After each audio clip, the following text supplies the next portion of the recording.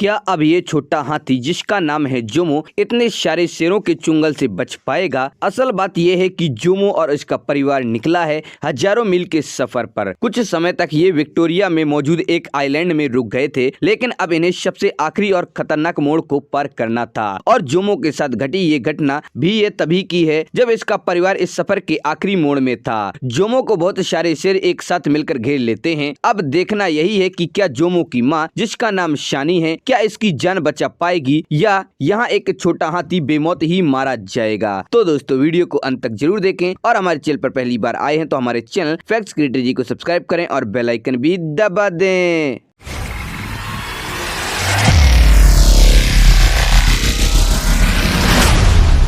ये कहानी है एक परिवार के माइग्रेशन की। इस माइग्रेशन में परिवार को लीड कर रही है गाया, 50 साल की एक एक्सपीरियंस हाथी, और जो इस परिवार की बागडोर को संभालेगी वो है 40 साल की शानी, जो कि गाया की छोटी बहन भी है। वीडियो की शुरुआत में हमने जिस हाथी को देखा था वो शानी का ही बेटा है। वैसे तो इस हाथी का घर ओकेवेंगो डेल्टा है, लेकिन जब ओकेवेंगो सूख गया था तब इस परिवार को मजबूरन पानी की तलाश में आगे बढ़ना पड़ा और बहुत दिनों तक लगातार बिना रुके चलते रहने के बाद ये परिवार विक्टोरिया के पास आ गया था। वैसे जिस तरह से हाथी ये एपिक जर्नी करते हैं, उसी तरह पानी भी ओकेवेंगो में पहुंचने के लिए एक बहुत ही ओपिक जर्नी करने वाला है। यहाँ से हजारों मीलों की दूरी आगोलियो की वादियों में मौसम बदल रहा है। यहाँ से ऊंचे ऊंचे बादल टकराकर पानी बरसा रहे हैं और यही बारिश का पानी यहाँ से हजारों किलोमीटर का सफर तय करके ओकेवेंगो में जाने वाला है, जिस पर पूरे कालाहारी के हाथी पूरी तरह से निर्भर होते हैं। कुछ समय और बीत जाता है। इस समय इस हाथी परिवार के लिए कुछ भी ठीक नहीं चल रहा है, क्योंकि आइलैंड के सारे बेरीज खत्म हो चुके हैं और अब इन सबको मजबूरी में सूखे तनों को खाकर ही गुजारा करना पड़ रहा है। परिवार के बाकी लोग तो किसी तरह से गुजारा कर पा रहे हैं, लेकिन परिवार की लीडर गाया की उम्र अब बहुत ज्यादा हो रही है और अब उसके दांत भी टूट चुके हैं, जिससे उसे इन दिनों बहुत सी दिक्कतों का सामना करना पड़ रहा है। लेकिन तब भी परिवार की मुखिया होने के नाते यहाँ से अपने घर यानी ओकेवेंगो जाने की हिम्मत जुटा ही लेती है। जब ये लोग यहाँ आए थे तब पानी की कोई कमी नहीं थी, लेकिन अब सूखे ने भी अपना रूप दिखाना चालू कर दिया है। लेकिन आज यहाँ पानी इतना कम हो चुका है कि ये यहाँ से आराम से चलकर जा सकते हैं। तुरंत ही ये हाथियों का परिवार अपनी मंजिल की ओर निकल पड़ता है, लेकिन इस बार डेल्टा में पानी बहुत जल्दी आने वाला है और हैरान करने वाली बात यह है कि गाया को ये बात मालूम है, इसीलिए ये वापस जाने वाले डेल्टा तक सबसे छोटे रास्ते का इस्तेमाल करने का मन बना लेती है। इस सफर के अलग खतरे होंगे, अलग स्टॉपेज होंगे, इस बार भी इनका मिशन सेम होने वाला है। स्वर्ग तक पहुंचना शॉर्टकट से, ये बहुत जल्दी डेल्टा तक पहुंच जाएंगे, लेकिन तब भी ये परिवार इस रास्ते को जल्दी इस्तेमाल नहीं करता है। इसकी वजह यह है कि यह रास्ता एक ऐसी जगह से होकर जाता है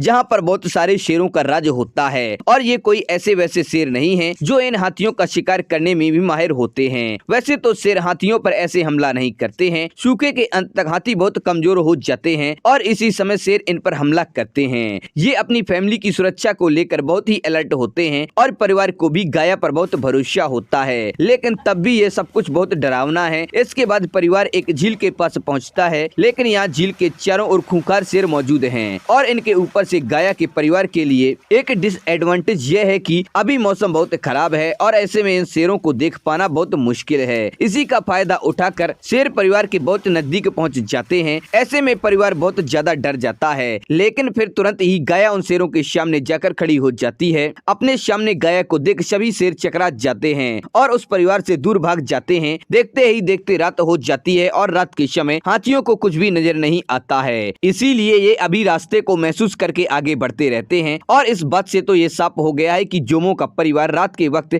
सबसे ज्यादा कमजोर हो जाता है, पर दिक्कत यह है कि ये बात दूसरे जानवर अच्छे से जानते भी हैं, इसीलिए इस परिवार को जल्द से जल्द यहाँ से आगे बढ़ना ही होगा। रात के वक्त लकड़बग्घे की आवाजें हर तरफ गूंजती रहती हैं। कुछ दूर चलने के बाद तो ये परिवार लकड़बग्घों के झुंड के पास पहुंच जाता है। दिन में तो ये छोटे होते हैं, लेकिन रात के अंधेरे में ये किसी छोटे हाथी का काम तमाम करने में पीछे नहीं हटते हैं। इसीलिए गाया और शानी मिलकर जोमो और दूसरे बच्चों की हिफाजत करते हुए हाइना को भगाने की कोशिश करते हैं। लेकिन असल बात तो यह है कि यहाँ रुककर गाया ने बहुत बड़ी गलती कर दी है। शेरों में अपना आतंक शुरू कर दिया है। आज एक सफर में पहली बार इस सफर में डर लग रहा है। जब लीडर का हाल ऐसा हो चुका है तो परिवार का हाल कैसा होगा। और फिर वही हुआ था जिसका सबको डर था। कुछ ही देर के बाद बहुत सारे शेर इनके आसपास जमा होने लगे हैं। परिवार के सभी लोग बहुत ज्यादा घबरा जाते हैं और परिवार में भगदड़ मच जाती है। इस भगदड़ में सभी शेर जोमो के बहुत करीब आने लगते हैं और तभी शानी अपने बच्चे को बचाने के लिए शेरों को भगाने लगती है, परंतु एक शेर तो जोमो पर झपट ही पड़ता है। लेकिन शानी एक बार फिर अपने बेटे को बचा ही लेती है, लेकिन इसके तुरंत बाद शानी को अपने बेटे से अलग कर देते हैं। भागता भागता जोमो पास की झाड़ियों में छिप जाता है, लेकिन यहाँ भी एक शेर इसे देख ही लेता है और ये जैसे ही जोमो की तरफ बढ़ने की कोशिश करता है तो तुरंत ही शानी जोमो के पास आ जाती है, जिससे एक बार फिर से जोमो की जान बच जाती है। फिर देखते ही देखते एक नया दिन आ जाता है, लेकिन नाइपिन की शुरुआत में ही परिवार को एक बहुत बड़ा झटका लगता है। गाया परिवार की लीडर अब मरने की कगार पर है और इसने कई दिनों से कुछ भी नहीं खाया है और पिछली रात की बेचैनी भी इसके लिए बहुत ज्यादा थी।